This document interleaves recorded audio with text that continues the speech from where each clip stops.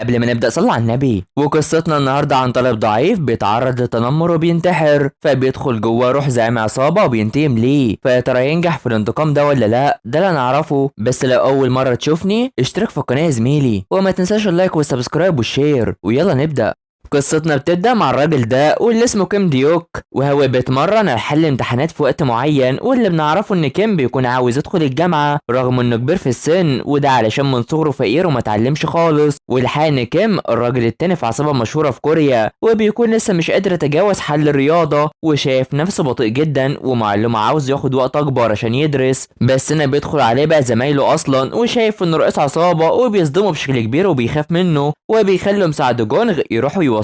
فالشخص اللي مسكوه بيروح يمسك معلمه علشان يخليه يهرب. والحقيقة ان كيم بيروح ويمسك السكينة في ايده وبيضربه على طول، وبيكون راجل عصابات كويس فعلا. فبيعدي الوقت مع اطمئنانه على المعلم بتاعه، وده بعد ما اتصدم من اللي شافه. فبيروح يتكلموا معاه عن الأكاديمية وعن الطلاب، واللي عاوز انه يكمل دراسته واكيد هيبقى معاهم اصلا. وبيروح يقرأ قدامه كلمات انجليزية، ودونغ وجونغ بيفضلوا يقرأوا كده كتير لغاية ما كان بيوقفهم علشان بيكونوا مش عارفين اي حاجة وبيقولوا اي كلام وخلاص. فبيجي له فون ان المعلم بتاعه بقى كويس خلاص، وشايف انه اكيد مش هيكمل معاه. وده بعد اللي شافه ده، وبيقرروا يمشوا يروحوا لرئيسهم على طول. وبالفعل بيروح الرئيس والراجل الكبير ده واللي اسمه سيسونغ، وبيتكلم عن الراجل اللي طرده واللي بيكون بيتعاون معاه، وشايف انه اتصاب. وبيتكلم عن عاوزه يكمل تعليمه بس شايف ان ده صعب، وفخور بالانجاز اللي عمله علشان هو بيجاهد نفسه اصلا. وحتى رئيسه بيكون مش عارف الفرق بين الدرجات هو كمان. فبيخلص وبيطلع، وبيكون عاوز يكون وحيد، خصوصا انه بيحب يكون لوحده علشان يعرف يفكر. وبيروح يودعهم وبيمشي لوحده بالفعل. فبيفتكر كلام سونغ انه يستسلم عشان هو بيجادل في تعليمه وما فيش حاجه تفضل على حالها، خصوصا ان في ناس كتير بتخون الايام دي، وعاوز هو اللي يبقى رئيس العصابه الفتره دي ولازم يهتم بيها ويتخلى عن الدراسه بقى. فبيوصل وبيكون شايف ان لسه في 13 يوم على الاختبار بتاعه. بس فجأة بيشوف ان في طالب عاوز ينتحر من على الجسر ده، وبيستغرب منه وبيقرر يجري ويلحقه، وانه ما يعملش ده. وبيجري على الطريق بين العربيات في محاولة لإنقاذه، بس بيكون هينتحر على العربية دي، واللي بيقرر يسيب ايده بالفعل. وبيقع تحت انظار من كيم. العربية بتيجي وبتكون تدخل فيه، بس الطالب ده بيقع فوق كيم وبيحاول ينقذه، وبيتصابوا هما الاتنين على طول. والعربية لحسن الحظ مش بتخبط اي حد فيهم، بس بعد فترة فعربية بتيجي وبتخبطه على طول.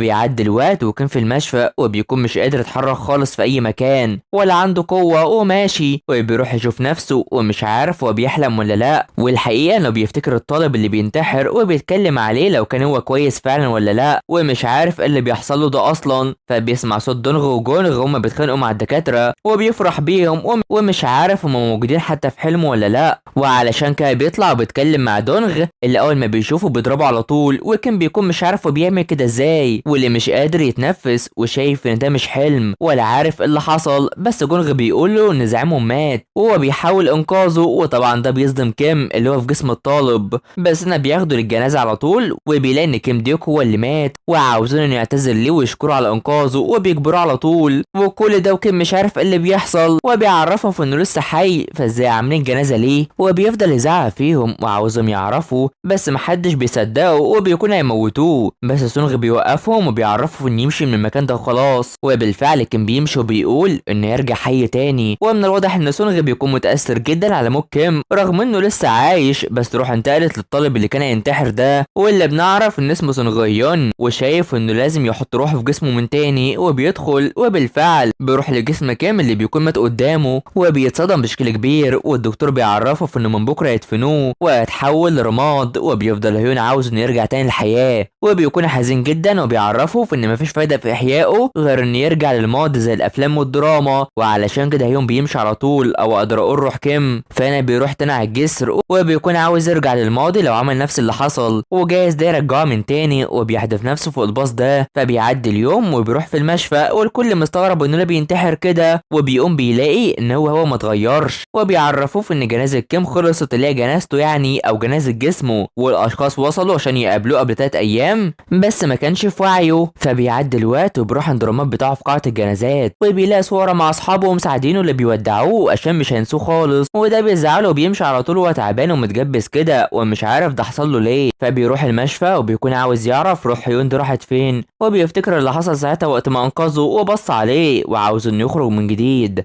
علشان هو لسه شاب صغير بس ضعيف كتير على حجمه ده ومش عارف ليه محدش بيزوره خالص. وفجأة الست دي ولما بيروح بقى بتضحك عليه وبتقول ان في حاجة عنده هو وامه علشان بيضايقوها كده باستمرار، وعايزة تعرف هو ليه عمل كده ولا ده عشان يجذب انتباه الرئيس، وشايف انها اكيد مش امه واكيد من جانب الرئيس ده، وبتفضل تزعق فيه علشان زهقت منه. من هنا بيبص لها وبيكون مش طايقها حرفيا، وعلشان كده بتمشي على طول، ولما بتمشي بيكون عاوز يعرف هي بتتكلم على ايه، وشايف ان حياة هيون دي اكيد معقده. فبيعدي الوقت وكان بيروح يشوف الكتاب الخاص بهيون وبيقرا الكلام اللي كاتبه، واللي بيقول ان ليهونغ جايمان بيعمل ده فيه وانه بيكره المدرسه وعاوز يخلص من حياته ويختفي. وبيعرف وقتها انه بيعاني من التنمر وبيشوف كل مذكراته واللي كان هونغ جايمان بيخليه يسرق مشروبات ومجوهرات، ولما ما عادش في حاجه عشان يسرقها بدا يضرب فيه بشكل كبير. واما بقى في الثانوي كان مفكر ان كل حاجه خلصت، بس كان فرح ان تشو سكيونغ في صفه وده الطالب الكويس والمتفوق اللي كان عاوز يبقى صاحبه، بس هونغ جايمين كان متابعه ورافض انه يتقرب من اي حد وبقى منبوذ من كل المدرسه، وبيروح يمارسوا عليه تنمر بشكل كبير وعاوز ان هونغ يسيبه في حاله وينسحب ويموت ويختفي خالص. وده بيعصب كيم وبيقول ان فيهم حاليا سبب وجوده في الجسم ده وهو ان يروح ويصحح حياة هيون ويضرب الاشخاص المتنمرين دول، وبيقرر يعمل ده بالفعل. فبيعدي اليوم وبيروح البيت الخاص بيه واللي بيكون بيت فخم كتير، والخادمه دي بتروح تهتم بيه وشايف انها مش امه واكيد دي الخادمه، وبتعرفه انها اللي عرفت الست مكانه ولازم يسمع كلامها بدل ما تهاجم امه من تاني واللي بتكون سكرانه. وبيكون صوره عن حياته اللي موجوده وبتروح تحط له الطعام القليل ده بس بيزعق فيها علشان عاوز يكون قوي وبيروح ياكل طعام كتير، وشايفه في نستعاد شهيته من الحادث وبتتكلم مع امه ومساعدته اللي عايزاه تكون مدمنه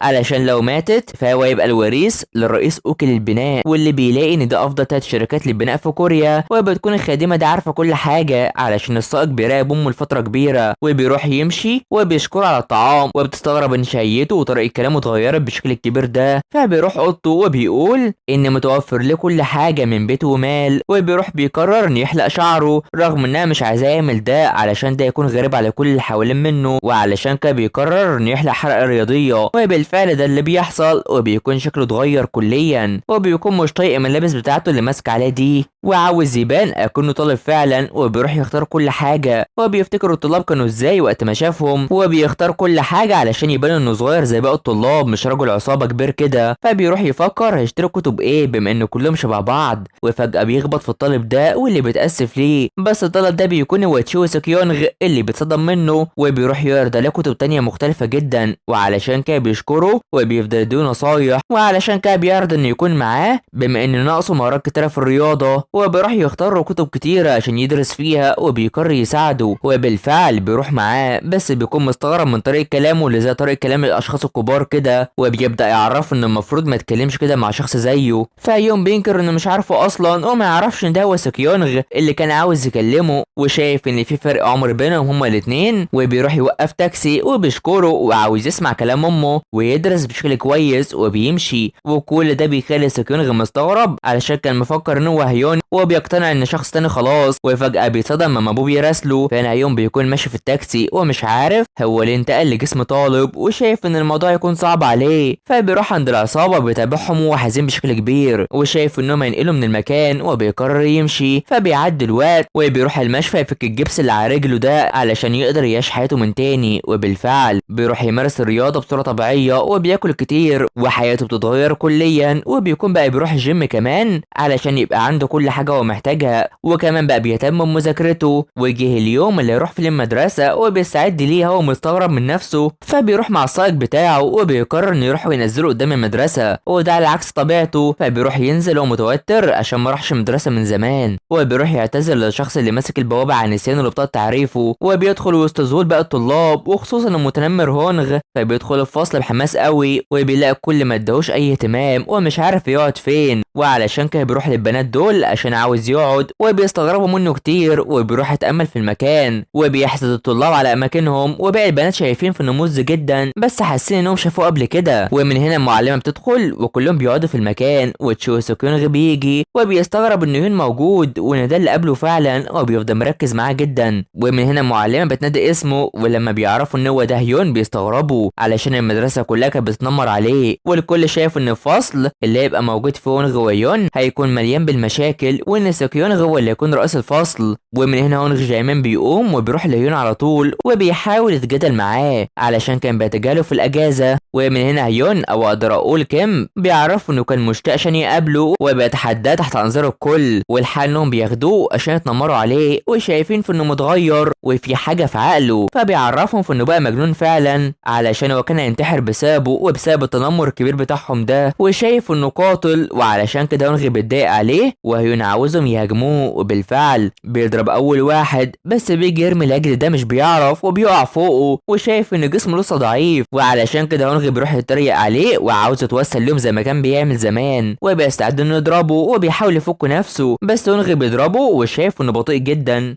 هو بيكون مش عاجبه الجسم ده خالص وبيغمى عليه، وبكده قدام كيم ديوك شغل تاني خالص وبيتدرب من جديد، وبيكون شايف ان الجسم ده ضعيف ومحتاج شغل كتير، فبيتخيل نفسه كيم ديوك في ملابس المدرسه وشايف هيون قدامه وهو قاعد وحزين ومستغرب انه رجع من تاني، فهيون بيعرفه ان ما يعملش حاجه في جسمه علشان هو ميت، ولما روح تمشي من جسمه فهو يموت وعاوز يموت في سلام وخلاص، فكيم بيتضايق عليه علشان هو انقذ حياته وجاي يقول له كده حاليا، هو بيقعد جنبه وبيطمنه علشان هو يخلي درجاته عاليه ويخلصوا من التنمر اللي هونغ بيعمله، وعاوز يدخله الجامعه ويحمي امه، بس يوم بيكون شايف ان اللي يعمله ده مش هيغير اي حاجه وملهوش لازمه اصلا، ولما كان بيجي يثبت العكس ده وان يشوفه بس بيختفي على طول من قدامه، فانا بيفوق وبيشوف ان ده كان حلم ولا ايه، بس هنا تشو سوكيونغ بيجيله وبيكون عاوز يفوق ويروح لمكتب الممرضه علشان لو راح الفصل كده وهو بينزف فالطلاب هتتجنبه، فبيوافق وبيروحوا بالفعل لهناك وبتكون مش موجوده، وعلشان كده سوكيونغ بياخده وبيقرر انه يعالجه، وشايف ان ما كانش معاه فرصه لمواجهه هونغ جايمان، وبيشوف ان الجسم ده ضعيف جدا وبيتألم من العلاج حتى، وبيبدا يقول عن الجروح اللي كان بيشوفها في الجيش، وبيتكلم مع سوكيونغ انه اتعافى من الجيش، بس بيصدمه ان الابن التالت اصلا فكده كده يروح الجيش، وبيستغرب انه لما تعرفش عليه في المكتبه لما قابله، وبيقول انه يعتبر صاحبه المقرب، وعلشان كده يوم بيفتكر الذكريات اللي كان كاتبها، وبيقول انه كان المفروض يكتب حاجه زي دي، وبيعرفه انه فقد ذاكرته ومش فاكره، وده بيصدم سوكيونغ اللي بيقولوا زي ما يفتكروش عشان كانوا مع بعض وبيدرسوا سوا وراحوا في رحلات كمان وبتأثر فيه، وبيشوف ردة فعله، بس يون او كيم بيعرفوا انه مش فاكر اي حاجه من اللي حصلت، وبيقول انه مستعد يكون صاحبه من تاني، بس سوكيونغ بيضحك عليه وبيعرفوا انهم ما كانوش صحاب خالص علشان هو كان بيبتزوا، وبيفكروا في اليوم ممطر وقت ما جه لبيته وقال قدام الفصل على اللي حصل، والحال ان يوم ما كانش بيبان قدام اي حد حياته، والحال انه كان عارف ان هو كان بيتابعه على طول، وده بيخلي كيم يفتكر كلام هيون في مذكراته انه كان عاوز يكون صاحبه، وده خلى الكل يقول عليه انه مترصد وبيسخروا منه، وعلشان كده يوم بينكر عكس ده، بس سوكيونغ بيكون مش مصدقه وبيقول ان كل حاجه فيه اتغيرت حرفيا كانه شخص مختلف، وبيبص ليه وشايف انه مش هيتراجع بسهوله، والحال ان سوكيونغ اكيد مش هيتراجع، وبيقول ان هو مش هيون خالص، وده بيصدم كيم او اقدر اقول هيون اللي بينكر ده علشان هو هيون بنفسه، وبيقول ان الناس بيتغيروا ويفهم ده لما يكبر في السن، وبيكون بيتكلم بحاجات اكبر من سنه، ولما سوكيونغ بيعرفوا انهم نفس العمر بيقول ان ابوه اتاخر في تسجيله وهيون عاوز انهم يدرسوا علشان يروحوا الجامعه سوا، فبنروح تجمع شله المتنمرين بقياده هونغ جايمان وصاحبه جانغيتشول، وبيفكر ازاي بقى بيتكلم بشكل كويس كده ولا يكون قدر يواجههم، وعاوز انه يرجع زي الاول معاه وشكله كده بيكون قلقان، فبنروح لهيون اللي بيدخل الفصل والكل بيستغرب منه، بس سوكيونغ بيجي وبيعرفوا مكانه وان هونغ مشى من المدرسه، ومن هنا بيروحوا بيستعد الدراسه على طول، وبيتابع كل تصرفات الاشخاص حوالين منه، وبيشوف كلام زمايله البنات عن شراء الاقلام وعاوز انه ينضم ليهم، هما بيشتروا وبيستغربوا انه عاوز ينضم ليهم كده، وبالفعل المدرسه بتخلص وبيروح يستناهم هما الثلاثه واللي اسمهم من جي وبارك ويجي، وبيخليهم يركبوا مع العربيه، وبيسالهم عن مطعمهم المفضل، وعلشان كده بيستغربوا منه جدا، ومن هنا بيروحوا يختاروا الطعام اللي يطلبوه، وبيقرر يطلب الطعام، وبالفعل بيخليهم يطلبوا اللي عايزينه، وبيكونوا جعانين كتير وبيقرروا انهم ياكلوا علشان هو بيكون شبعان وبيخليهم ياكلوا هما لوحدهم وبيروح عشان يدفع هو. فبيعدي الوقت وبيكون اشترى اقلام كتيره وبينضم ليهم وبيفضل يضحكهم بشكل كبير وبيكون اتقرب لهم بالفعل ولسه مش عارفين هو عاوز يدخل كليه ايه ولا بيحدد اهدافه واكتر كلامهم بيكون مش عارفه اصلا. وفي وسط ما بيكون فرحان معاهم تشو سكيونغ بيجي وبيفضل يساله حاجات وعاوز انه يوقعه في حاجات كتيره ويشكك فيه اصلا. بس من جيب بتعرفوا في انهم كانوا خارجين مع عيون امبارح واشترى ليهم العشاء وقرر انه يروحهم البيت بالعربيه وده علشان خايف عليهم بالليل. والحال انهم كانوا مفكرين هيون شخص كئيب بس اكتشفوا انه ناضج اكتر وبيفرحوا هم معاه وده بيضايق سكيونغ جدا. فبيعدي الوقت مع يون اللي بيروح يمارس الرياضه وبياخد علامه كامله وسط استغراب الكل وحتى المعلم بيستغرب انه بقى كويس قوي كده ولا يكون اتدرب في الاجازه واتغير كليا. فيوم بيعرفه ان ده بفضله هو وبيفضل يمدح فيه وده اللي بيعجب المعلم وبيتابع ان تشو سكيونغ متضايق منه جدا بس بيروح يطلع بره الفصل على طول وفجاه بيشوف الست دي واللي بتكون تبع ابوه واللي اسمها لكيونغ وبيمسكها عشان بتكون رايحه علشان تنقله من المدرسه لبره او لمدرسه داخليه وان ده يحصل خلاص وده هو بيرفضه علشان مش عاوز حد يتحكم في حياته اصلا وشايف ان تصرف الرئيس تصرف رخيص عشان هو ما يستحقش المال ده خالص. وبيقول ان بسمته مع عشيقته السريه وده بيضايقها وبتضربه وبتشتم فيه وفي امه فبيسخر منها علشان هي بتحاول سرقه كل حاجه من امه وبيهددها في انه يقول للصحافه كل حاجه وبيعرفها في انه لا يكرر حياته واللي يعمله وبيكسر نظارتها وبيحذرها من تواجدها في المدرسه علشان لو شافها يكسرها زي النضاره دي وبيخليها تمشي وهي متضايقه بشكل كبير ومش عايزه تسيبه يعمل اللي عاوزه وبتكلم الشخص اللي معاها واللي بيكون دورها اصلا عشان يتصرف. فبنروح للفصل مع سكيونغ اللي بيقرر ينضم ليه ويقعد معاه على حسب كلام المعلم وعلشان كده يوم بيوافق رغم ان سكيونغ بيفضل مركز مع كل اللي بيكتبه وشايف ان الشرح صعب بس انا بيقرر انه يساعده وبيعرفه باللي يعمله وبالفعل هيوم بيركز معاه وبيعرفه باللي بيعمله وخصوصا في الرياضه اللي كان دايما بيتاخر فيها. ولما بيخلص بيفضل سكيونغ عاوز يعرف اسمه الحقيقي وكان بيعرف وقتها انه جاي ليه مخصوص عشان يوقعه في الكلام وبيفضل مصر على معرفه الحقيقه بس يوم بيروح يجري منه على طول. فبيعدي الوقت وكان بيروح يفكر وبيقول ان محدش مهتم بتغيير يون فلسه كيونغ مركز معاه قوي كده وعاوز يعرف ايه اللي حصل وايه هويته وبيفتكر كلامه ان ابتزه وجري غايب بيته وبيقول انه لسه مش عارف اي حاجه كمان. فبيروح مع المعلمه دي اللي شايفه ان درجاته كانت كويسه وممكن يدخل كليه في سيول عادي فاللي ما حطش اهدافه وعاوزاه يركز في الدراسه وتشوفه هو ليه شايف ان مفيش اي تفاعل ليه مع اصحابه زي ما عرفت من المدرسه وعاوزاه يدرس بشكل اكبر عشان مستقبله معتمد على ده. فبيروح وبيقرر يدرس وبيفتكر كلامه في انه لو عمل ودرس فيغير حياته فعلا رغم ان يون ذات نفسه مش عاوز ده بس بيقرر انه يساعده ويدرس بالفعل. فبيفتكر عرض سكيونغ عليه انه يساله وقت ما يحب وبالفعل بيصور السؤال اللي مش عارفه وبيبعتها لسكيونغ اللي بيستغرب انه فعلا اتواصل معاه وعاوز مساعده منه وبالفعل سكيونغ بيشوف رسالته وبيفرح وبيقرر انه يحل له المساله ويبعتها ليه وعلشان كده يوم بيشكره على طول وده بيفرح سكيونغ طبعا اللي لسه عاوز يعرف هو مين اصلا وبيروح ينام على طول. بس في الحقيقه بيفتكر وقت ما قابله زمان وطلب منه مساعدته لا اما يكشف حقيقته للكل واللي بيفكروا باللي حصل وعلشان كده سكيونغ بيكون خايف جدا ومن الواضح انه مخبي حاجه. فبنروح ليون اللي بيقرر انه يتدرب ازاي يتمرن وبيتدرب على الملاكمه علشان يواجه هونغ وباقي المتنمرين وفي وسط ما بيكون في الساونا بيجوا الاشخاص دول وبيقول عليهم انهم اطفال وعلشان كده بيروح يتريقوا عليه بس يوم بيفاجئهم لما بيمسكوا وبيألموا وبيشوفوا انهم من عصابه جديده وبيقول ان كيم ديوك من العصابه المشهوره وبيعرف انهم بيعانوا حاليا بما انهم لسه جداد وعاوزوا يحترموا من دلوقتي وبيسيبوا وبيروح يرتاح على طول. فبيعدي الوقت وبيروح يديهم مال وبيعتبروا انه زعيمهم وبيمشي بس انه جونغ بيجي وبيجيبوا المتنمرين دول اللي عاوزين يكونوا من افراد العصابه واللي بيكونوا هونغ وبقى اصحابه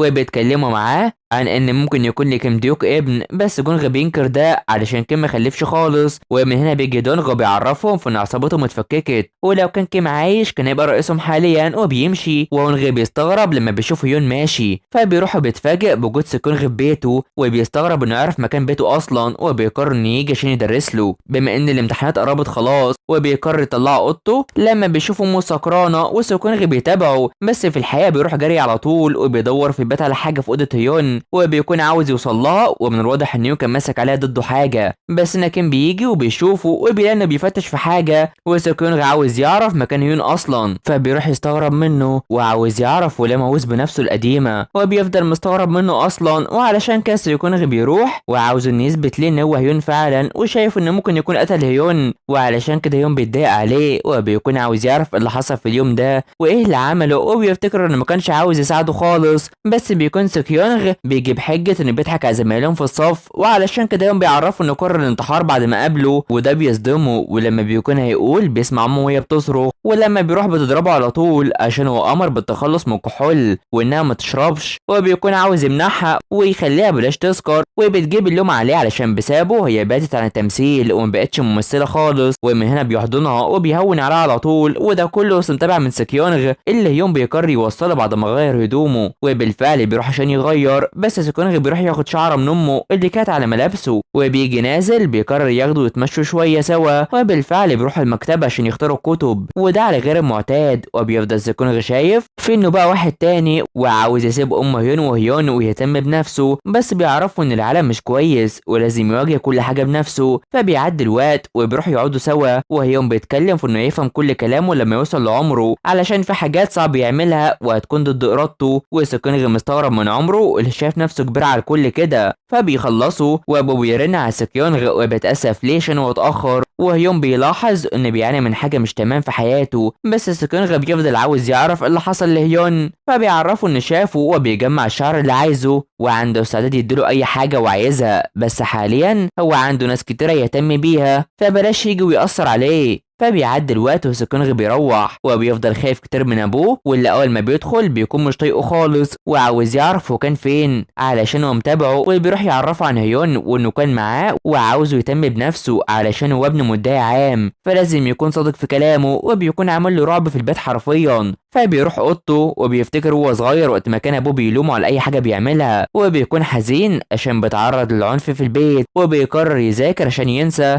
فبيعدي اليوم مع هيون وهو رايح المدرسه، بس بيتلم حوالين منه هونغ والمتنمرين بتوعه، وبيقرر يوري له حياته القديمه والفيديوهات اللي كانت بتحصل له وان الكل كان بيتنمر عليه اصلا، وبيفضل يتريقوا عليه، وده بيعصب هيون وبيكسر الفون وبيرميه على طول، وبيقول انهم لعبوا مع الشخص الخطأ، وبيروح يمسك هونغ وبيتحدوا بعض هما الاتنين، فبيروح عشان يتخانقوا، ولما هونغ بيقرب عليه بيضربه في وشه على طول، بس ان هونغ بيروح يضربه، ولما بيتضرب بيبان عليه انه عادي وبيخليه مستغرب منه علشان هو اتغير بعد ما وقع، ولما بيقرب عليه بيضربه بالرجل على طول، ولما ده بيحصل الكل بيروح عشان يضربه، بس بيكون بقى اقوى من الاول بكتير وبيضربهم كلهم، وبينجح في قلب العجل ده والتغلب عليه، ولما هونغ بيمسك العصا بيروح يفتكر نفسه زمان وبينجح في ضربهم كلهم، وبيخلي هونغ مش حاسس بحاجه وشايف ان هو راجل عصابه، وعلشان كده كيم بيعرفه بهويته وبيفرح مع سكيونغ اللي بيوزع كراسات الدرجات الخاصه بيهم، بس بيمشي لما المعلمه بتكون عايزاه. على الجانب التاني بيكون هيون او اقدر اقول كيم ديوك بيضرب في كل الاشخاص المتنمرين اللي كانوا بيتنمروا عليه، هو بيكون بقى كويس جدا في القتال، في حين ان المعلمه بتكون عايزه سكيونغ يساعد هيون علشان يتخلص من التنمر اللي عليه من هونغ، بس لما تعرفوش ان هيون بيكون بيضرب فيهم، ولما بيخلص عليهم كلهم بيروح لهونغ اللي شايفه انه فرد من عصابه، فبيعرفوا انه فعلا الشخص التاني من عصابه مشهوره في كوريا، وبيكون فرحان جدا، بس المعلمه وسكيونغ بيشوفوا ده وبيستغربوا كتير من اللي بيحصل، وسكيونغ بيشوف التغيير اللي حصل له فبيفوقوا وبيكونوا خايفين منه وعايزين يمشوا ومش عاوزهم يتحدوا المعلمه واللي بتيجي وعايز تعرف ايه اللي بيحصل هنا، وشايف انه كان بيدافع عن نفسه، وهونغ مستغرب عشان هو ضربهم كتير اكتر ما ضربوه اصلا، بس بتقرر المعلمه انها تعاقبهم وبتكون خايفه على هيون، وده بيضايق هونغ جدا، فبتروح تقول له ان عانى السنين اللي فاتت منهم وعلشان كده اكيد قرر مواجهتهم، وانها سمعت انهم بيتجنبوه، وان المدرسه هتساعد عن طريق لجنه مخصصه لده، وانها بتعاقب المتنمرين، وان اللجنه دي ممكن تنقل هونغ من المدرسه اصلا، وبيكون مش عارف اي اختصار لاي حاجه اصلا، وبيروح يمشي وبيفكر في ان ازاي هيعرف يجيب ابوه لجنه الانضباط علشان لازم يجيب اهله اصلا، وبيطلب منها انه يتكلم مع هونغ، وبالفعل بيكون رايح له اصلا بس مش بيلاقيه، فبيروح يشوف انهم بيتنمروا على باقي الطلاب وبيكون مش حابب ده وبيرجع المليم تاني وبيشكروه على طول وبيمشوا، بس يونغ بيجي بيوقفه ولما بيكون صاحبه يتكلم بيضربه على طول وبيخليه مش قادر يقف وبيروح يعرفه انه بيحاول يتجنبه على قد ما يقدر علشان ما يدخلش معاه في صراع، وبيخلي بقى زمايله ينحنوا قدامه زي القرفصاء علشان هو سامع ان المدرسه هتعمل لجنه الانضباط وبيلاقي انهم مش خايفين منها خالص، وبيخلوا الطلاب الضعفاء دول يشهدوا انه ضربهم وعاوز ينقلهم من المدرسه، ولما يونغ بيتعصب عليه بيروح يوقفه على طول وبيضربه هو وباقي اللي معاه، وعلشان كده بيخافوا منه طبعا. فيونغ بيشوف الوحمه اللي عنده وبيتاكد انه هيون في ايه علاقته بالعصابه ولا يكون اتعلم القتال من كيم ديوك ده، ومش عارف ولا اتغير فجاه وبقى يضربهم، فبيعرفوا انهم كانوا بيتنمروا عليه عشان شخص فاشل فده عادي. فهيون بيعرفوا انه ازاي يحكم على شخص انه فاشل وعاوزه يحذف كل صور والفيديوهات اللي معاه ولو شافها تاني فيموتهم، وبيخلي الكل يسمع كلامه على طول. فبيعدي الوقت وبيروح يشوف الحلم بتاعه واللي عاوزه وانه عاوز يوقف التنمر، وبيفتكر وقت ما ضربهم وشاف انهم مش خايفين من اي عقاب من المدرسه وبيكون لسه هيتابعهم اصلا وعاوز يكون اصدقاء ويبقى عنده، وبيكتب كل اهدافه واللي منها ان يخلي امه ناجحه تاني في حياتها بدل حياه السكر اللي كانت فيها دي، وكمان انه يوصل للجامعه وبيلاقي ان ما عادش غير اسبوع الامتحانات. فبيعدي اليوم مع صنم متنمرين المدرسه والمعلمه بتستغرب منهم اصلا، بس لما بتخلص هو بينادي عليه قدام الكل وبيعرفوا انه بلاش يتاخر على الدراسه عشان بيشتتوا، وبيعمل ده قدام الكل وبيتصدموا ان ده بيحصل اصلا. فانا بيكونوا المتنمرين بياخدوا كل حاجه من الضعفاء، وعلشان كده يوم بيروح ليهم وبيدافع عنه وعاوز يبطل يتغيب عن الدراسه ويبطل تنمر، وبيخلي بقى مساعدينه يسمعوا كلامه اصلا وبيمشي. فبيكونوا متضايقين من اللي بيحصل ده ومش عارفين يعملوا معاه علشان ما عندهمش القوه اللي عنده دي اصلا. فانا بقى الطلاب بيتكلموا على ان يون هو اللي ضرب هونغ وخلى وشه يتبهدل كده، ولما بيعدي من قدامهم بيشوفوا ان كل حاجه فيه اتغيرت بس لسه مش عارفين ازاي يضربوا اصلا. فبنروح لسكيونغ اللي بيكون عمل طلب تحليل وراثه لهيون وبيتكلم مع الشخص اللي يعمله الاختبار ومش عايز ان ابوه يعرف بيه، وده مقابل انه يدرس لبنته. فبنروح لجونغ ودونغ وهم معاهم صور ام هيون وبيتكلموا عليه وشايفين في انه غريب، بس هو في نظرهم طفل في النهايه وعايزين يضربوا اصلا ويجمعوا رجالتهم. وجونغ كان بيتمنى وجود كيم معاهم كان خلص كل حاجه في ثواني، ومن الواضح ان لكيونغ امرتهم بحاجه تجاه هيون وامه. فبنروح لسكيونغ اللي بيطلب من هيون دفتر العيله وبيلاقي في ان ده اللي عايزه منه، بس يوم بيسال على خروجهم سوا، ولما روح ابوه عمل فيه ايه علشان كان لازم يقول له ان هو اللي اصر على ان يخرجوا سوا علشان ما يعملش في اي حاجه، بس سكيونغ بينكر ان حصل حاجه وبيمشي على طول. وهيون بيروح لهونغ وعاوز يتكلم معاه فبيروح يساله عن علاقته بسكيونغ، فبيعرفه انه كان بيتابعه على طول وكان الكل شايف انه مترصد، وعلشان كده هيون بيضربه بس بيقول ان كان بيتابعه علشان عاوز يكون صاحبه بس مش اكتر. والحقيقه ان سكيونغ قدم تقرير ليه، والحقيقه انه اتخدع من سكيونغ عشان ابوه مدعي عام وعيلته غنيه فاكيد اتخدع فيه زي باقي الطلاب، بس يوم مستغرب لما جاب سيره عيلته وقابله في المكتبه وبيفضل عاوز يعرف من هونغ اكبر قدر ممكن من المعلومات عن اللي كان بيحصل واللي بيحكي عن حياته قبل كده والتنمر، وانه كان بيختفي على طول ومحدش بيلاحظه وعلشان كده كان عاوز يقربوا ليه بسبب التنمر. ومن هنا هيوم بيعرفه في انهم هيمشوا سوا من جديد وبيروح يقلبه وبيمشي، وهونغ متضايق من شخصيته الجديده فبيروح الفصل وبيلاقي ان الكل بيتقرب من سكيونغ وبيفتكر كلام هونغ ومش عارف هو شخص طيب ولا وحش، وبيقارن من كلامه وكلام هونغ اصلا. فبيعدي الوقت وبيقرر يروح يدرس وبيحاول يراجع مع الحل والامتحان اللي حصل، بس يوم بيكون عنده غلط وبيتضايق طبعا. فبيعدي الوقت ومن جي وبارك ويجي بيعرض على سكيونغ انهم يخرجوا بس بيرفض، وكمان هيوم بيكون مش طايق حد وبيخرجوا لوحدهم وبيفضلوا هما الاتنين في الفصل، وعلشان كده سكيونغ بيروح له وهيوم بيكون عاوز مدرس خصوصي وبيلاقي ان كل امتحان غلط حرفيا رغم انه سير كتير وكان بيدرس، وبيروح يترجى من سكيونغ انهم يدرسوا سوا اصلا وبيفضل يعمل ده بس سكيونغ بيرفض. وفجاه التلاته دول بيوصلوا وبيستغربوا ان مع عيون مترصد واللي بيكونوا عاوزين يدرسوا معاه علشان هو متفوق ويفيدهم، بس يوم بيكون شايف انهم صحابه وعلاقتهم غريبه وبيقرر يتدخل وبيكون عاوز ينضم ليهم برضه، وده اللي بيأكده سكيونغ وبيقول انه مش هينضم ليهم غير مع عيون، وده بيعصبهم وبيمشوا على طول. فيوم بيستغرب منه عشان هو بيرفضوا على طول فاللي ما رفضهمش، فبيعرفوا انهم مش بيهتموا باللي بيحس بيه وبيكون مش عاوز يعرفه، بس يوم بيقول له انه هيعمل اي حاجه مقابل انه يعلمه ومش هيستغله وبيمشي. فيوم بيروح الحمام مع الاشخاص دول اللي بيتريقوا عليه وعايزينه ما يتعاملش معاهم، بس بيروح بيتحداهم في اللعب وبيكون بيعرف يلعبها بشكل كبير وكان بيحسد الاطفال عليها علشان ما كانش بيعرف يلعبها هو كبير، وبيتحداهم على الكوره بس ناس سكيونغ بيفكر في كلام هيون ان يعمل لها اي حاجه، وبيتفاجئ ان الطلاب يتفرجوا على منافسه هيون اصلا وبيروح يشوف لعبهم وفجاه بيجوا نتائج الاختبار واللي بيعرفوا ان هيون وامه نتائجهم زي بعض بعض، وده بيضايقه علشان هو كده هيون اللي عارفه واللي بيروح يلعب وبينجح في تجاوزهم على طول. وسكونغ بيفتكر كلامه ان الناس بيتغيروا اصلا، وبيلاقي انه كويس جدا وشايف ان مفيش حد بيتغير بالشكل الكبير ده. وفي الاخر هيون بينجح انه يكسبهم وبيروح يعرفهم في ان طالما ما شافوش بيتعاقب حد يبقى كلامه غلط، علشان اللي بيعملوه ده مش كويس خالص، وانهم لو فضلوا يصدقوا اي حد كده فهتكون نهايتهم وحشه. وبينجح في التغلب عليهم وبياخد الكرة، وسكونغ بيقرر الدراسه معاه مقابل انه يفضل على وعده بتنفيذ اي حاجه. فبيروحوا لمكان الدراسه وبيلاقي ان سكونغ حجز المكان كله من مال هيون وبيصدمه، وده علشان يعرف يركز معاه اصلا. وبالفعل بيروح يخطط عشان ازاي يدرس، وان مفيش قدامه غير خير واحد بس هو التخلي عن الرياضه، ولازم حاليا يركز على المواد التانيه علشان يعرف ينضم لجامعه سيول، وعاوز يبدا بالانجليش الاول. ولما بيعدي الوقت سكونغ بيلاقي ان هيون بينام، وعلشان كده بيفوقه على طول وبيقرر انه يمشي ويفوق نفسه شويه بما انه كان سهران الايام اللي فاتت دي، وبيروح يشتري له مشروبات واللي مش بتعجب سكونغ خالص. بس ان يوم بيكون عاوز يعرف وعاوز منه ايه مقابل مساعدته ليه في الدراسه، ومستغرب ان لجنه العنف مش بتنفذ اي حاجه كده. فسكونغ بيعرفه في انها بتتعامل داخل المدرسه وبيفضلوا عاملين حساب كل حاجه، وان الشخص اللي يضايقه مفيش حد بيعرف يحميه، وعلشان كده الحل هو ان يقتله او الشخص اللي بتنمروا عليه ينتحر، وان العالم ده مش هيتغير، وشايف ان القتل هو وسيلته الوحيده وبتكون جواه حاجات كتيره وحشه. وهيوم بيلاحظ ده بس بيمشوا على طول عشان يدرسوا. فبيعدي اليوم وبقى الطلاب بيستغربوا نتغلب على جاهيون علشان ده اشهر واحد في السله، وبيكون شايف انه بيعرف يلعب كره القدم والسله، وشايفين في انه كويس ومستغربين انه كان بيخفي مهاراته اصلا، وبيقرروا يلعبوا بعدين. فالمعلمه بتيجي وبتوزع عليهم بطاقات الاداء المؤقت واللي بيكون هيون جاي فيها درجات وحشه جدا، وسكونغ بيكون شايف انه فاشل ووحش جدا وحرفيا جايب 0 أو 1، وعاوز يدرس بشكل كويس الفتره دي قبل الامتحان الاخير، وعاوز انهم يشربوا حاجه قبل ما يذاكروا سوا. ولما بيروح يجيب خمره بيستغرب وبيرجع في كلامه، بس سكونغ بيشوف اناناس وبيفتكر كلام الخادمه ان هيون عنده حساسيه من الاناناس وكان هيموت منها اصلا وبيفكر فيه. فبيروح يعزمه وبيستعد عشان ياكله، وعلشان كده سكونغ بيعرض عليه انه ياكل الاناناس ده وده الطلب بتاعه، ولما بيكون هياكله بيمنعه بس بيقرر ياكل حلوه فيها اناناس، وبيروح يتخنق وبيقع على الارض وبيقلع عليه. فبيروح المشفى وبيفوق بيكون تورم خف وبيزعق فيه علشان ازاي محدش قاله انه هيموت من الاناناس، وازاي هو هيون رغم ان نتائج الاختبار اثبتت ان هو، بس هو مش شايف ان هو اصلا. وبيفتكر وقت طلب هيون من سكيونغ مساعده وطرده من بيته، وقتها ما عرفش ينام وحاول يتواصل معاه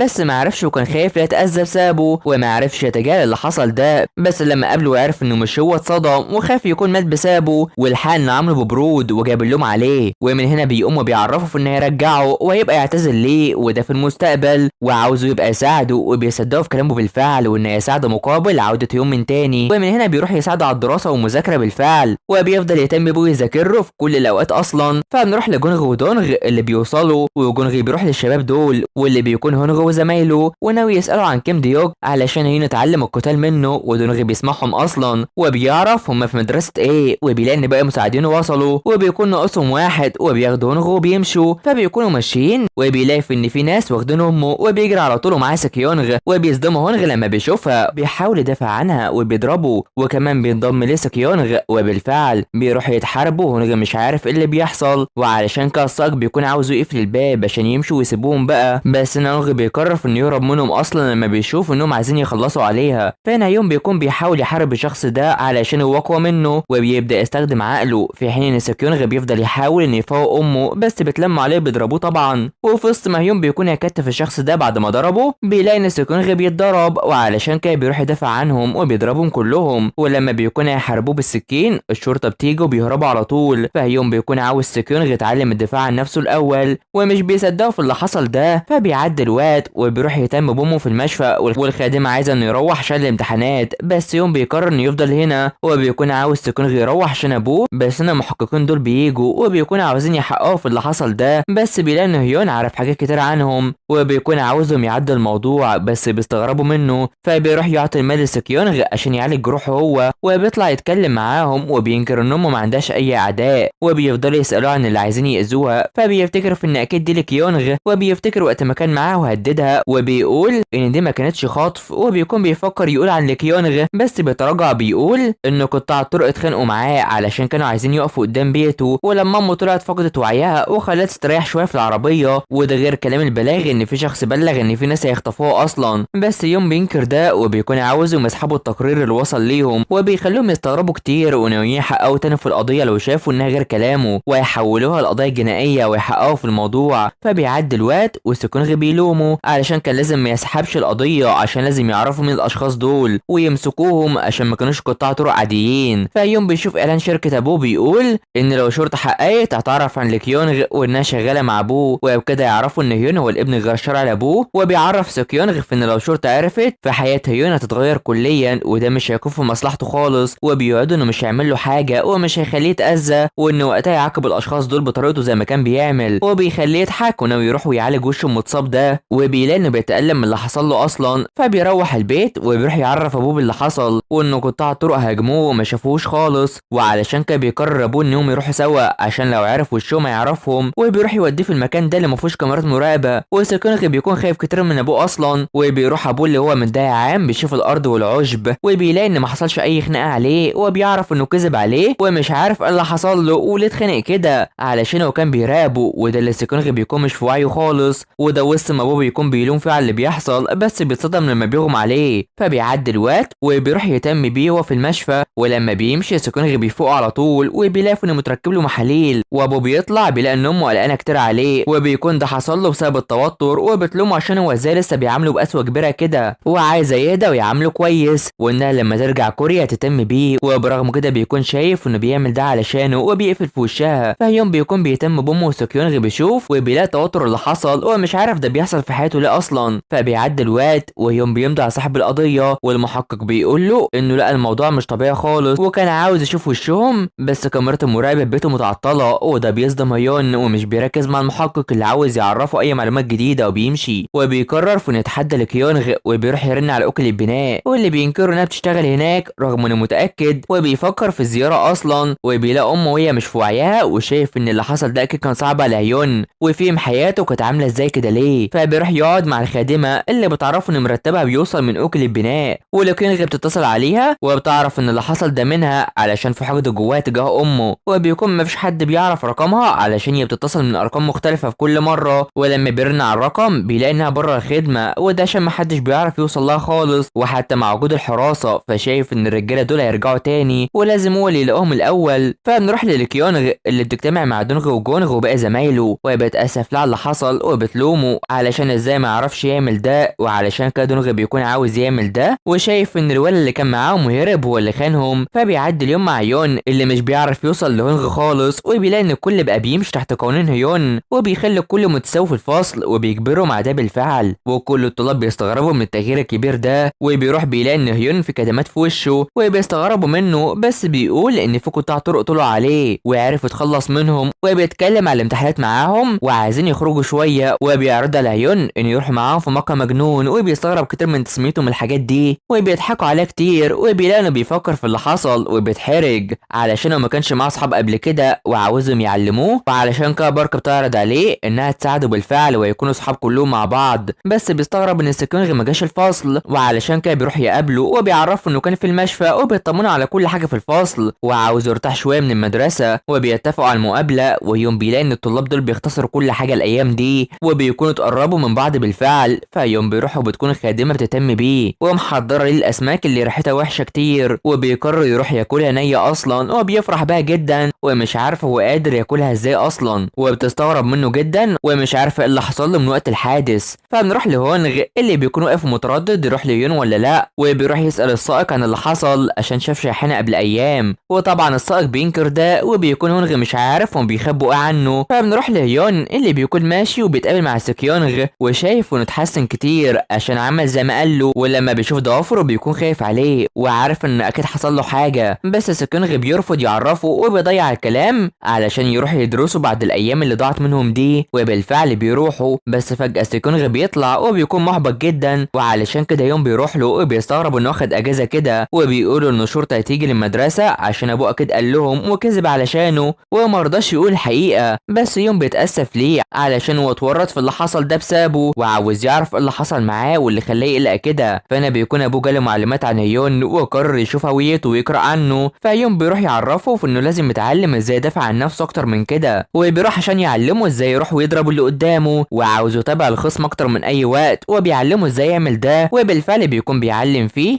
بشكل اسرع من اي وقت قبل كده. فبوبو يشوف ان هيون طفل غير شرعي ودرجاته مش كويسه واتقربوا من بعض لفتره اخيره وبيستغرب. فسكيونغ بيكون بقى احسن بكتير وشايف ان ابوه مش عاوز يكون كده وعاوز يكون شاطر في الدراسه وخلاص. وهيون بيفضل يعرفه عشان يتدربوا سوا وبيلاقي ان هونغ متابعهم هما الاتنين اصلا وبيتصدم في ان هيون بيعيش هنا. فبيروح يقعدوا في المقهى وبيقرر هيون ان يعزمهم على مشروب. ولما بيمشي بيتكلم مع سكيونغ على انه كان شافه وما عبرهوش وانه هنا عشان هيون بيضايقه، وكان متفاجئ لما عرف ان ده بيته بس بينكر. ولما سكيونغ بيشتمه بيتعصب عليه وبيقوم يزعق في المكان، وهيون بيجي وبيستغرب منه وبيجيب لهم مشروبات وعاوز يقعد وانه يعدي اللي حصل ده ويبقى يجي للمدرسه. وبيلاقي ان بقى متقرب من سكيونغ فبيتكلم معاه لانه سمع الشرطه كانت في بيته، وهيون بيقول ان لغى تقرير الشرطه وده بيصدم هونغ وبيكون خايف بشكل كبير من اللي حصل اصلا وبياكل وبيشرب كل حاجه قدامه كده وده علشان ما كلش من زمان. وهيون بيستغرب منه جدا وبيقرر انه يعزمه على الطعام. وبالفعل بيروحوا البيت وبيشكروا خادمه على تجهيز الطعام وبيقرر يخليه ياكل. ومن هنا بيروح ياكل كل حاجه قدامه حرفيا وبيكون عاوز ان سكيونغ يروح، وهونغ بيقول له انه عاوز يفضل في بيته وينام النهارده علشان بيته فقير وبارد وحياتهم صعبه على عكس حياه كل واحد فيهم. وعلشان كده بيقرر هيون ان يخلي هونغ يبات عنده، وعلشان كده سكيونغ بيقرر يفضل معاهم ويقول لابوه ان هيبقى مع عمه اللي رجعت من انجلترا. وبيتصدم هما تلاته من بعض. فبيعدي الوقت وهونغ بيروح يعرض عليه انه يفضل هنا الايام علشان هما بقوا اصحاب. بس يوم بيكون شايف انه اذاه كتير زمان ونشر فيديوهات على النت وكانوا بيتنمروا على هيون كتير ولسه لغايه دلوقتي الكل فاكر اللي حصل. وهونغ شايف انه ما عملش غلط بس يوم بيعرفه انه اذاه وكان هيخليه يموت وان في شخص هيموت قريب بسببه وانه بكده هو قاتل. وعلشان كده هونغ بيتعصب وبيقرر انه يمشي البيت احسن علشان يوم بيتصرف كالمجنون وبيطلع عشان يدخن. بس سكيونغ بيروح له وده بيعصب هونغ ومش عارف هو مالهم. وسكيونغ شايف انه مش كويس عشان هيفضل في بيت هيون. وهونغ بيكون مش همه عيلته او ابوه وبيرفض يجي جنبه رغم ان سكيونغ بيستفزه بكل اللي حصل. وبيعرفه انه جه لهيون عشان يتاكد من اللي حصل وكان خايف من الشرطه بس بيقول ان هو اللي خطف ام هيون وشافه وهو بيهرب يومها. وطبعا هونغ بينكر ده بس سكيونغ بيروح يهدده بالقتل. وهيون بيجوا بيمسكه وبيكون عاوز يقابل الرجاله دول. فبيعدي اليوم وهم رايحين المدرسه وبيفضل سكيونغ يشتم هونغ بالانجلش واللي طبعا هونغ بيكون مش فاهم اي حاجه وهيون بيسكته لما بيتعصب على طول. فنروح لسكيونغ اللي بيفكر في شخصيه هيون وان ليه ممثل بديل وبيفتكر نتيجه التحليل وبيفكر في اللي حصل. فبنروح لدونغ وجونغ اللي بيوصلوا عصابه كوانغسو وجونغ بيوقفوا رغم ان دونغ مش عاوزهم يتراجعوا ويرجعوا عصابتهم من جديد ويجمعوا رجالتهم من تاني. وبيروح يشوفه بيفتكر كيم ديوك وبيحزن. فيوم بيفتكر كلام هونغ عن عصابه دونغسو وعن مكانهم وبيفتكر وبيجمع كل حاجه ولو عاوز يوصل لكيونغ